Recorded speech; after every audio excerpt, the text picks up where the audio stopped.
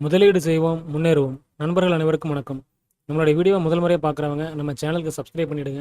அப்படியே சப்ஸ்கிரைப் பண்ணிட்டு, பெல் ஐகானை மறக்காம தட்டி விட்டுருங்க. அப்பதான் நம்ம போடுற வீடியோஸ் எல்லாம் உடனுக்குடன் உங்களுக்கு கிடைக்கும். இந்த வீடியோவை ஸ்கிப் பண்ணாம கடைசி வரைக்கும் பாருங்க. கண்டிப்பா உங்களுக்கு வீடியோ யூஸ்ஃபுல்லா இருக்கும். வாங்க இப்ப நம்ம நியூஸ்க்குள்ள போலாம். ஃபர்ஸ்ட் பார்த்தீங்கன்னா நண்பர்களே, நம்ம நேத்தைய நியூஸ்லயே ஆல்ரெடி டிஸ்கஸ் பண்ணியிருந்தோம்.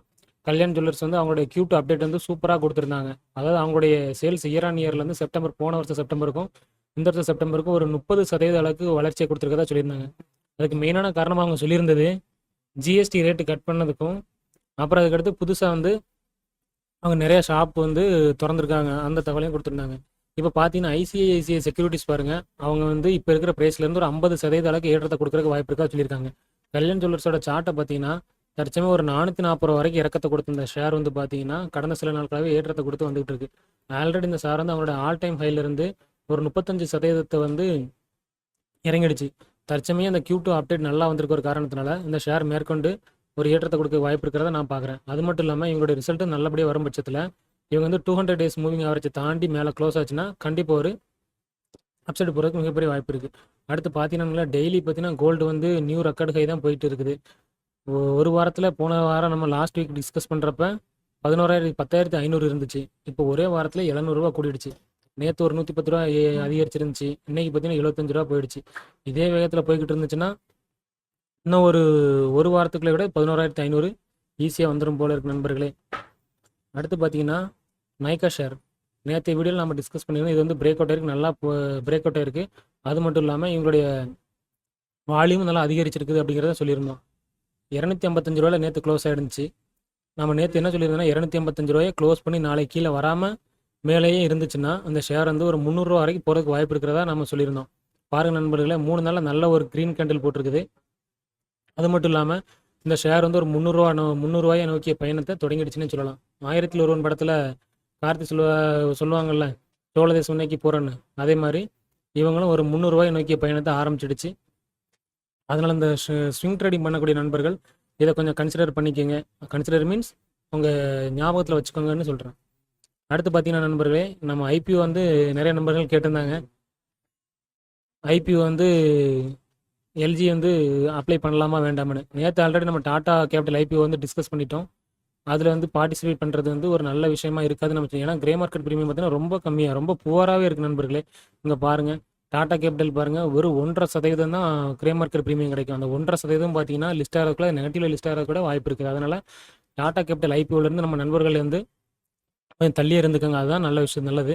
அடுத்து பார்த்தீங்கன்னா, எல்ஜி எலக்ட்ரானிக்ஸ் பார்த்தீங்கன்னா 27.5% அளவுக்கு கிரே மார்க்கெட் பிரீமியத்தில் இப்போ வரைக்கும் ட்ரேட் ஆகிட்டு இருக்குது.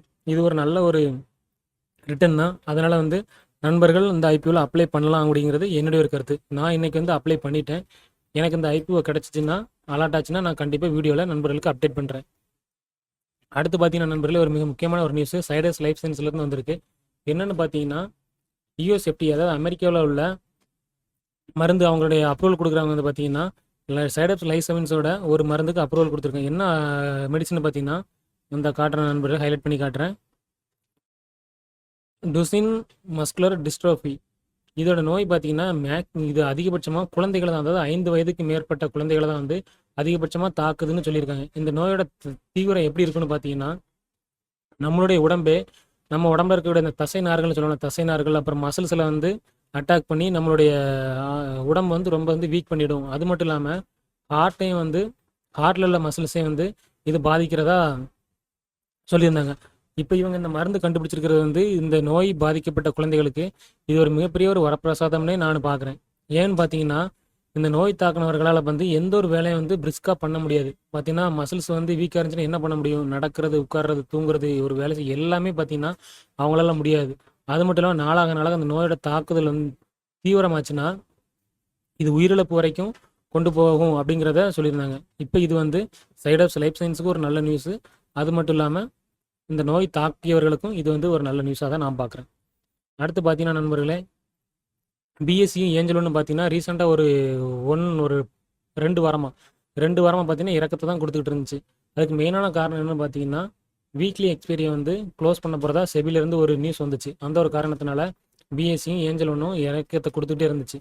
ஆனால் எந்த ஒரு ஷேருமே பார்த்தீங்கன்னா கண்டினியூஸாக இறங்காது. ஏதோ ஒரு குறிப்பிட்ட லெவலில் வந்து சப்போர்ட் எடுத்துட்டு திரும்ப கொஞ்சம் ஏற்றத்தை கொடுத்துட்டு இறங்குறதா இருந்தால் ஒரு ஏற்றத்தை கொடுத்துட்டு அடுத்து தான் இறங்கும்.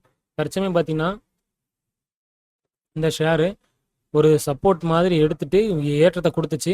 ஆனால் அங்கேருந்து திரும்ப ஒரு ரெட் கேண்டில் போட்டுச்சு நண்பர்கள். அதனால் இந்த ஷேரில் வந்து ஏஞ்சல் ஒன்றும் சரி பிஎஸ்சியும் சரி நம்ம நண்பர்கள் வந்து கொஞ்சம் காஷியஸாக இருந்துக்கங்க. தற்சமயம் இதில் வந்து எந்த ஒரு முதலீட்டையும் பண்ண வேண்டாங்கிறது என்னுடைய கருத்து. பார்த்துலாம் கொஞ்சம் கன்ஃபர்மேஷன் பார்த்துட்டு, அதாவது இங்கேருந்து திருப்ப மேலே ஏறுமா இல்லை இறங்குதா அப்படிங்கிறத இன்னும் 2-3 செஷன்ஸில் நம்ம பார்த்தாலே தெரிஞ்சிடும்.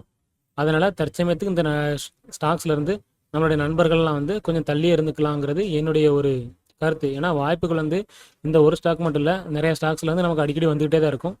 பார்க்கலாம் இவங்களோட ரிசல்ட் வந்து எப்படி கொடுக்குறாங்கன்றத பார்த்துட்டு மேற்கொண்டு இந்த ஸ்டாக்கை வந்து நம்ம கன்சிடர் பண்ணுறதா வேண்டாமங்கிறத அப்போ முடிவு பண்ணிக்கிறோம் நண்பர்களே. அடுத்து பார்த்தீங்கன்னா மிக முக்கியமான ஒரு நியூஸ் நண்பர்களே, என்னென்னு பார்த்தீங்கன்னா இப்போ யூடியூப்லேருந்து நிறைய பேர் பார்த்தீங்கன்னா வந்து இன்கம் ஜென்ரேட் பண்ணுறதுக்காக நிறைய பேர் யூடியூப் வந்து சேனல் ரன் பண்ணுறாங்க. நிறைய பேர் பார்த்தீங்கன்னா நமக்கு தெரிஞ்ச தகவல்கள் வந்து இன்னும் நிறைய பேருக்கு சொல்லிக் கொடுக்குறதுக்காகவும் நிறைய பேர் வந்து யூடியூப்பை ஃபாலோ பண்ணுறாங்க. எது எப்படியோ யூடியூப்லேருந்து இன்கம் வந்து நிறைய பேருக்கு வந்துட்டு தான் இருக்குது. இதில் பார்த்தீங்கன்னா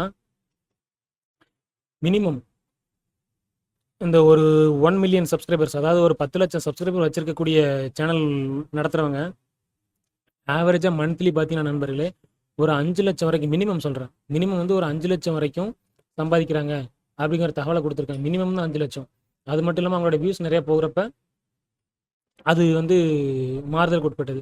என்னென்னலாம் இருக்குன்னு பார்த்தீங்கன்னா யூடியூப்பில் கண்டென்ட் பார்த்தீங்கன்னா நிறைய பேர் என்டர்டைன்மெண்ட் ரிலேட்டடாக போடுவாங்க, நிறைய பேர் ஃபினான்ஸ் சம்மந்தமாக போடுவாங்க, நிறைய பேர் எஜுகேஷன் சம்மந்தமாக போடுவாங்க, காமெடி, அப்புறம் குக்கிங், இந்த மாதிரி நிறையா இருக்குது. ஆனால் அதில் அதிகமாக இன்கம் ஜென்ரேட் பண்ணக்கூடிய ஒரு டைட்டில் பார்த்தீங்கன்னா ஃபினான்ஸ் தான். இதை வச்சு நிறைய பேர் யூடியூப் வச்சு நிறைய பேர் சம்பாதிச்சு காரு வீடு எல்லாமே கூட வச்சுருக்காங்க நண்பர்களே.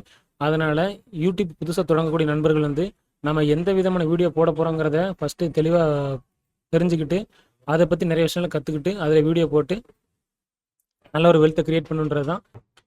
அடுத்த நியூஸ் பார்த்தீங்கன்னா நண்பர்களே, சவுத் இந்தியன் பேங்க்லேருந்து ஒரு சின்ன தகவல் என்னென்னா இவங்கள்லேருந்து நியூஸ் எதுவும் வரல. பட் ஆனால் இவங்க சார்ட்டில் பார்த்தீங்கன்னா ஒரு 4-5 நாளாகவே 4 டேஸாக பார்த்தீங்கன்னா ஒரு ஏற்றத்தை கொடுத்து வந்துட்டு ஒரு 28 ரூபாயில் இருந்த ஷேர் பார்த்தீங்கன்னா 3 நாள் ஒரு வாரத்துக்குள்ள ஒரு 10% அளவுக்கு ரிட்டர்னை கொடுத்துருச்சு. தற்சமயம் பார்த்தீங்கன்னா இதில் ஒரு பையிங் ஆப்பர்ச்சுனிட்டி இல்லை. ஆனால் இவங்க வந்து ஆல் டைம் ஹையான அந்த தாண்டி மேலே போச்சுன்னா, ஆல் டைம் ஹைனா தற்சமயத்துக்கு இப்போ 4 மாதத்தில் அந்த ஹையான 32 ரூபாய் தாண்டி மேலே போச்சுன்னா இதுக்கு முன்னாடி ப்ரீவியஸ் ஹை வரைக்கும் போகிறதுக்கு ஒரு சின்ன பாசிபிலிட்டிஸ் இருக்குது. அப்படி போச்சுன்னா இந்த ஷேர்ஸை வச்சிருக்கக்கூடிய நம்ம நண்பர்களுக்கு அது ஒரு நல்ல வாய்ப்பு அமையும் தான் நான் பார்க்குறேன். அடுத்து பார்த்தீங்கன்னா நண்பர்களே, டாடா மோட்டார்ஸ் ஜேஎல்ஆரில் வந்து ஒரு நியூஸ் வந்திருக்கு. ஆல்ரெடி லாஸ்ட் மந்த் செப்டம்பர் மாதத்தில் இவங்களோட ஜேஎல்ஆரில், அதாவது லண்டனில் யூகேயில் இருக்கக்கூடிய ஜேஎல்ஆரில் சைபர் அட்டாக் நடந்த காரணத்தினால லாஸ்ட் மந்த் ஃபுல்லாக இவங்களோட ப்ரொடக்ஷன் ஃபுல்லாக பாதிக்கப்பட்டுடுச்சு. அதில் அக்டோபர் 1 வரைக்கும் ப்ரொடக்ஷன் நிறுத்தி வைக்கிறதா சொல்லியிருந்தாங்க. ஆனாலும் 1ஆம் தேதிக்குள்ளே அவங்களோட பிரச்சனைகள் முடியலை. தற்சமயம் என்ன சொல்லியிருக்காங்கன்னா அவங்களுடைய ப்ரொடக்ஷன் வந்து அக்டோபர் 8 நாங்கள் ஆரம்பிச்சுடுவோம் அப்படிங்கிற ஒரு தகவலை கொடுத்துருக்காங்க. அவங்க இந்த மாதிரி ஆரம்பித்தா மட்டும்தான் நண்பர்களே இந்த ஷேர் வந்து அப்சைடு போகிறதுக்கு ஒரு வாய்ப்பு இருக்குது. ஏன்னா இன்றைக்கி பார்த்தீங்கன்னா இந்த ஷேர் ஒரு 2% அளவுக்கு இறக்கத்தை கொடுத்துச்சு. ஒரு 740 வரைக்கும் போன ஷேர் ரீசெண்ட் டேஸில் இப்போ திரும்ப ஒரு 700 ருபீஸ்க்கு வந்துடுச்சு. இதுக்கடுத்து இவங்களோட ரிசல்ட் வந்து இந்த குவார்ட்டரில் கொஞ்சம் ஃப்ளாட்டாக தான் வரும்னு நான் எதிர்பார்க்குறேன். அப்படி ஒரு ஃப்ளாட்டாக வந்தாலோ இல்லை லாஸ்ட்டு குவார்ட்டரை விட கொஞ்சம் கம்மியாக வந்தாலோ மேற்கொண்டு இந்த ஸ்டாக் வந்து இறங்குறதுக்கு ஒரு வாய்ப்பு இருக்கிறதா தான் நான் பார்க்குறேன். அடுத்து பார்த்தீங்கன்னா டாடா இன்வெஸ்ட்மெண்ட் கார்பரேஷன் உச்சாணி கொம்புக்கு போன ஷேரு ஒரு 3 நாளில் 4000 ரூபாய்த்த காலி பண்ணிடுச்சு. ஒரு 11,800 12,000 வச்சுக்கலாம். 12,000லேருந்து ஒரு 9,000 ஒரு 3,000 ரூபாயை காலி பண்ணிடுச்சு ஜஸ்ட் 3 டேஸில். பாருங்கள் நண்பர்களே, 3 நாளும் மிகப்பெரிய ரெட் கேண்டில்ஸ். 3 நாளும் மிகப்பெரிய ரெட் கேண்டில்ஸ். ப்ராஃபிட் புக் நடக்க ஆரம்பிச்சிருச்சு. தற்சமயம் வந்து நம்ம நண்பர்கள் யாரும் இதுக்குள்ளே போய் வாங்குறதுக்கு போயிட வேண்டாம்.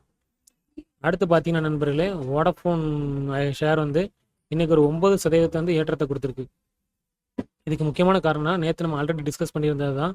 வாரம் வந்து வாய்தா கொடுத்துக்கிட்டு இருக்கிறாங்க இந்த கேஸ் ரிலேட்டடாக. பேசிக்காக பார்த்தோம்னா வோடஃபோன்லேருந்து ஒரு 9,450 கோடி வந்து கவர்மெண்ட்டு கொடுக்க வேண்டியிருக்குது.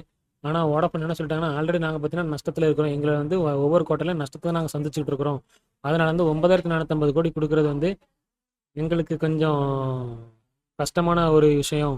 அதனால் வந்து இந்த 9,400 கோடி வந்து நீங்கள் ரைட் ஆஃப் பண்ணணும் அப்படிங்கிற ஒரு ப்ளீடை சொல்லி அவங்க கேஸ் போட்டிருக்காங்க சுப்ரீம் கோர்ட்டில். மேபி இந்த கேஸ் வந்து வோடஃபோனுக்கு வந்து